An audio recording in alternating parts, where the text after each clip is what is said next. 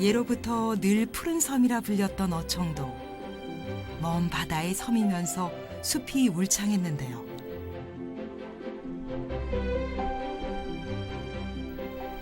예로부터 물고기는 숲 그늘을 찾아든다고 합니다. 이 숲은 황금어장을 가질 수 있었던 어청도만의 비밀인 것입니다. 이 숲길 끝, 당산 정산에서 봉수대를 만날 수 있습니다.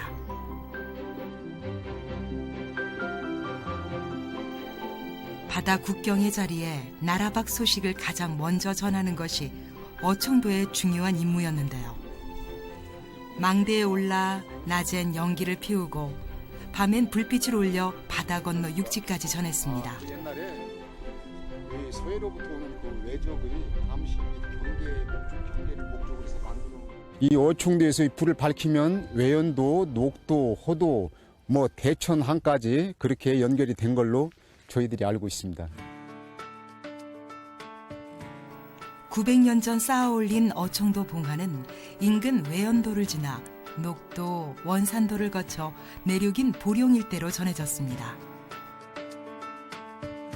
어청도는 그 조선시대부터 그 봉수대에 관한 그런 기록들이 남아있고, 그래서 역시 중요한 항로상의 그런 이제 주요한 섬이었을 텐데, 특히 일제강점기에 와서는 그 같은 게 더 빈번해지고, 또 한중 간의 그런 전략적인 그런 어떤 요충지이기도 하기 때문에 등대를 만들게 됩니다. 1912년이거든요.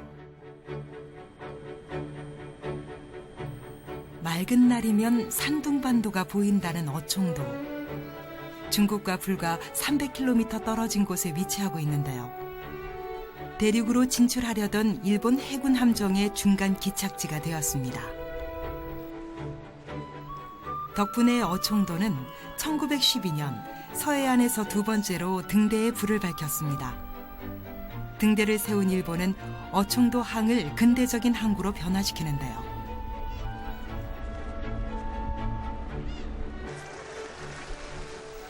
일제강점기, 어청도 주민들을 동원해 일일이 쌓아올린 자연석 방파제가 그때를 기억하고 있습니다.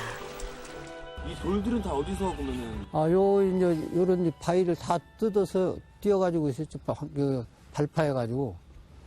여기가 다 이제 저런 앞산처럼 저렇게 바위였었는데요. 다 해서 이제 평탄하게 만들고 요걸 다 만들었죠. 당시 일본이 이 바위들을 깨고 방파제를 축조했던 것은 대륙 진출의 야욕 때문만은 아니었습니다. 이제 일제 강점기 이후에 주로 이제 부산 쪽에서부터 시작을 해서 남해를 거쳐서 일본인 배들이 이제 조업들을 또 확대해 나가는데, 특히 이제 그 1905년 그 러일 전쟁 이후에는 서해까지 이렇게 진입을 하게 되거든요.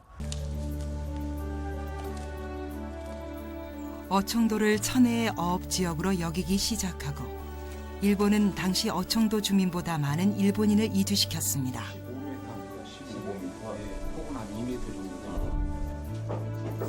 군사적 거점 기지이자 어업 전진 기지였던 어청도는 그들에겐 보물 창고와도 같았습니다. 한번 들어가 볼까요? 글쎄 물이 있어서 못 들어가. 여기다 김치 같은 거 뽑아야. 바다뿐만 아니라 일본인들이 주목했던 것은 바로 어청도의 금광. 깊게 파인 동굴이 그때의 흔적을 보여주고 있습니다. 일본 사람들이 그 금을 캐가기 위해서 여기를 비롯해서 몇 군데 동굴이 있다고, 금광 동굴이 있다 소리 저도 들었는데, 여기가 그냥 대표적인 그런 동굴이 되겠어요. 일본인들이 가져간 것은 금만이 아니었습니다. 그리고 이쪽은 저장 창고였어요. 고래를 해체해서 저장하는 저장 창고예요. 해체는 어디서 했어요? 여기서 했어요. 여기서 끌어올려가지고 여기서 고래 해체를 했어요. 봄이면 새끼를 낳기 위해 어청도 근해로 올라오는 고래들. 어청도는 일본 포경 산업의 근거지였습니다. 그 사람들이 이제 고래를 잡아서 다 일본으로 다 가져갔어요. 고래를. 고래뿐 아니에요. 여기서는 수산물 광어 같은 건 화로를, 그때 세상에도 그 사람들은 화로를 다 실어 날렸어요. 일본까지 광어 이런 것을. 삼치 이런 거 다 가져가고. 등대 16경에 들 만큼 빼어난 자태의 어청도 등대. 하지만 그 아름다움 속에 가려진 어두웠던 역사를 기억하고 있습니다. 이제 등대는 어청도의 새로운 희망을 비춥니다. 바로 오늘을 살고 있는 어청도 주민들인데요. 바다에 기대어 사는 박봉근 씨 역시 그중 하나입니다. 양식을 할 수 없는 어청도에서 어부들은 전부 낚시로 물고기를 잡는데요. 요즘 대부분 그물 낚시를 하지만 김봉근 씨는 50년째 낚싯줄에 미끼를 달아 물고기를 잡습니다. 한철도 거르지 않고 먹거리를 쏟아내는 어청도 바다. 하지만 넉넉하게만 내어주던 바다도 바닷물이 뒤집혀 물이 흐려지는 날엔 쉽게 물고기를 내어주지 않는데요. 기다림 끝에 우럭 한 마리 낚았습니다. 물이 언제 나쁘니까 고기가 무는 시간이 돼도 입값을 못 보니까 안 먹어. 물이 흐려가지고. 오랜 세월 자연의 넉넉함을 배워서일까요? 오늘의 불평보다는 내일의 희망을 안고 돌아가는 어청도 사람들입니다. 섬이 내어주는 선물은 바다뿐만 아니라 산과 들에도 풍성합니다. 특히 따뜻한 봄바람이 살랑이는 요즘에는 스스로 뿌리 내린 기특한 자연산 더덕이 자연의 보살핌을 받아 건강하게 자라고 있는데요. 덕분에 어청도 안악들은 오늘도 자연의 고마운 선물을 얻어갑니다. 네, 자연산. 여기는 누가 씨도 뿌리지도 않고 이제 저절로 지들이 여기서 이렇게 씨를 이제 떠뜨려서 지들이 이제 여기서 자생을 한 거예요. 청정 자연이 길러낸 덕분일까요? 크기뿐만 아니라 강한 향을 지닌 어청도 더덕. 맛있겠다. 맛있겠다. 나 한번 줘봐. 맛있어. 백칠만 한번 먹어봐. 그치? 오래돼서 그런가 보다. 한 번만 더 줘봐. 이 맛이야. 진짜 맛있다. 이 맛이야. 자연 그대로. 섬 전체의 80%가 산으로 이루어진 어청도. 땅을 일구며 살아갈 수 없었던 어청도 안악들은 산이 내어주는 더덕과 산나물로 생계를 이어왔습니다. 하지만 이 사실들이 외부에 알려지기 시작하면서 작은 생계수단마저도 위태로워졌는데요. 근데 이제 얌체 없는 사람들이 이렇게 막아놓으면 또 이렇게 낚시하러 와가지고 무트로 내려서 이걸 또 다 캐가고 그래요. 너무 속상하죠.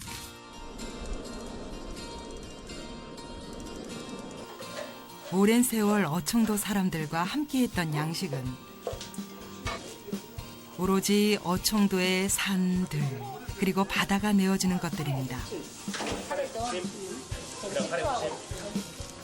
취나물과 톳 그리고 파래는 어청도의 밥상을 더욱 푸르게 하고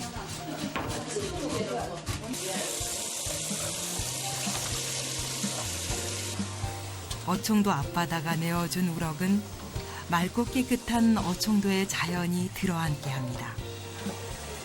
사시사철 넉넉하게 내어주는 고마운 선물들로 넉넉함을 배우는 어청도 사람들.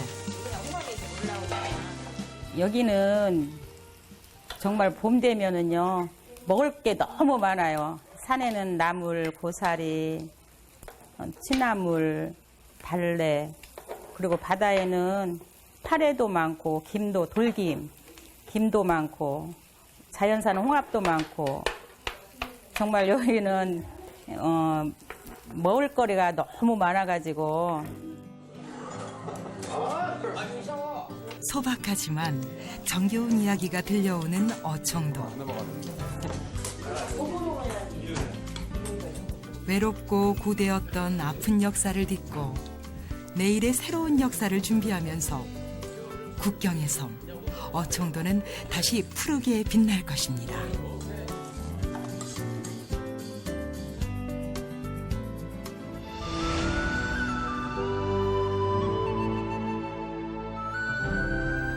지푸른 바다를 닮은 사람들의 이야기가 반짝이는 곳. 오랜 세월 아픈 역사의 흔적을 간직하고 머나먼 바다에 있어 외롭고 고단했던 이야기가 전해져 오는 곳. 그곳에 자연이 내어주는 것들에 감사하며 큰 욕심 없이 살아가는 소박한 사람들의 이야기가 한편의 풍경이 되어 무사람들에게 이야기를 전하고 있습니다.